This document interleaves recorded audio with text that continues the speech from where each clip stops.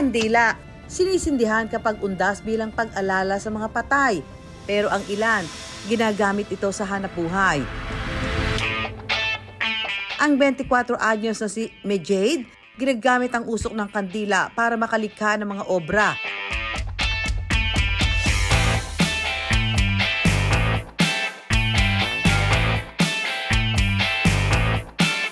Na ngayon ay isa ng kumikitang kabuhayan.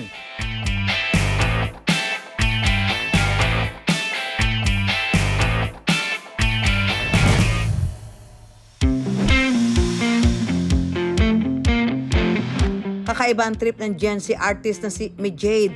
Sa halip kasi na tinta at kulay, ang gamit niya sa pagpinta, usok ng kandila.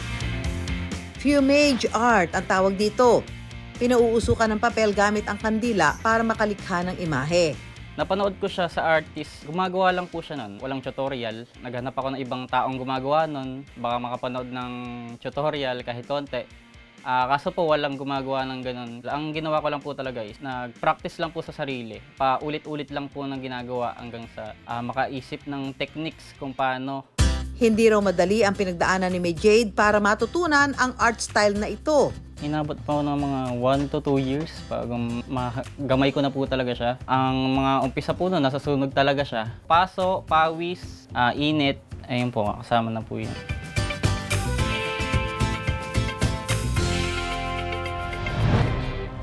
Noong simula, madalang lang din daw ang nagpapakomisyon sa kanya. Hindi pa kasi alam ng mga tao ang ganitong klase ng art. Hanggang ipinost niya ito sa social media. Nagbablog na po kasi ako talaga year 2021 po. Kino-content ko na po siya sa mga videos ko. Hanggang sa netong year po, dumalas na po talaga yung mga nagpapagawa. Naging daan din po talaga yung social media. Malaking tulong po siya. Kumpara sa ibang klase ng art na kailangan ng maraming kulay at gamit, hindi raw gaano magastos ang fumage art. Kinailangan ko lang po ng 200 pesos para po dito sa buong proseso ng paggawa ng art na to. Sa isang kandila po siguro yung mga karaniwang yung mga ganito po kalaki. Sa tingin ko po abot yan ng mga 10 to 15 artworks. Dahil ang totoong puhunan daw dito, tiyaga, pasensya at talento. Inaabot po yung isang art piece ng 1 to 2 weeks. Isa sa pinaka masakit na pwedeng mangyari sa art na to. Halimbawa po kunyari natapos ko na yung sa may part ng eyes. Then may nabura po kahit isang daplis lang ng brush. Ulit ko na po siya. Gagawan ko po ulit ng details.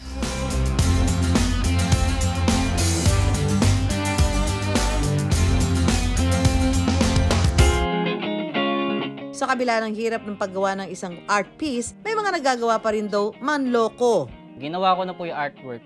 Tapos di na po nagsasalita yung client. Di na po ako sinasagot. Pero sa kabila nito, hindi namamatay ang apoy sa puso ni Mejade na ipagpatuloy ang paggawa ng obra sa usok ng kandila. Pag maliit po yung pinapagawa sa akin, katulad ng mga A3 size, nasa 12K po siya. Then yung mas malaki naman po, nasa 20,000 po siya.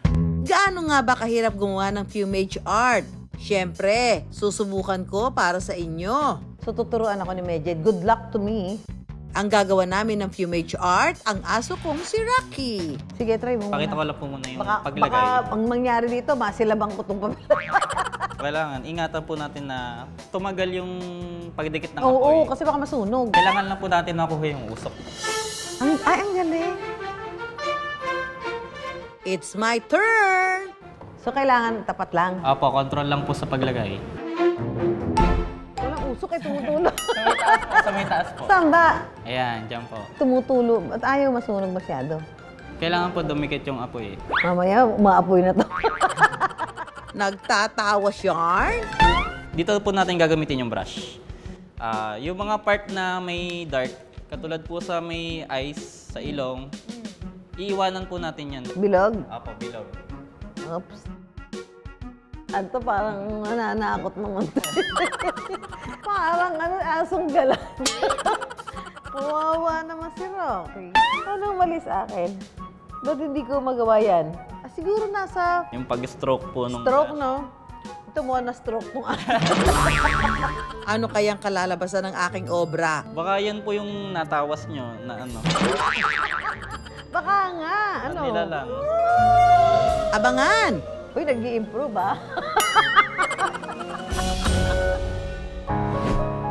Ang pinakapaborito raw na obra ni Jade, ang ginawa niyang portrait ng kanyang #1 supporter, ang kanyang nanay. Bilang isang fire painter, regalo ko sa kanya para sa 68th birthday niya. Sana magustuhan niya. Opo. Regalo ko. Kailan mo ginawa, anak yan? Regalo ko sa ito eh. Bakit? Pinag... Thank you. Nabigla ako eh. Ibig ko maiyak. Kasi itong anak ko na to, mandalas ako i-surprise eh. Para sa akin eh. Ito na pinaka-the best na picture na nakita kong gawa ng anak ko. Proud na proud ako sa husay ng anak ko sa pagpipinta. Parang nung ginagawa ko siya, parang sobrang kabisado ko na yung mukha mo eh. Madali na lang para sa akin kasi lagi ka naman nasa utak ko eh. Thank you, anak. Thank you, kasi nagustuhan mo. Love you. Love you. Ayan. Gusto niyo bang makita ang aking obra? Pakikita ko sa inyo, masusurprise kayo na this is really work of art.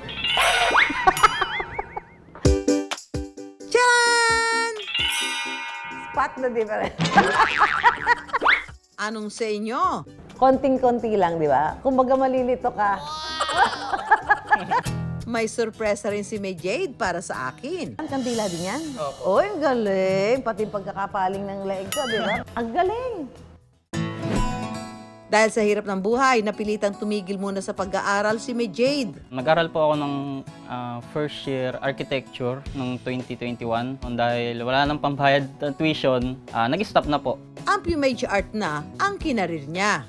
Sa isang buwan po, nasa ano po siya, 3 to 4 art piece po siya nagagawa ko. Yung kinikita ko po is nasa 30 to 70,000 pesos po sa isang buwan. Malaking tulong po kasi talaga siya. Parang ito na po yung naging pangkabuhayan ko. Wala pagkain, gamit, matitirahan, nabibigay sa magulang. Dito ko na po talaga nakukuha. Nakapagrenta na rin siya ng studio kung saan niya ginagawa ang kanyang mga obra. Mahal ko po yung ginagawa ko. Dedicated po talaga ako dito. Kaya na doon po talaga parang pumapasok yung value niya, yung price. Ang kandila, hindi na lang simbolo ng pagluluksa at pag-alala sa mga yumao. Para rin ito sa mga taong naghahanap buhay, nagnenegosyo para sa mas maliwanag na kinabukasan.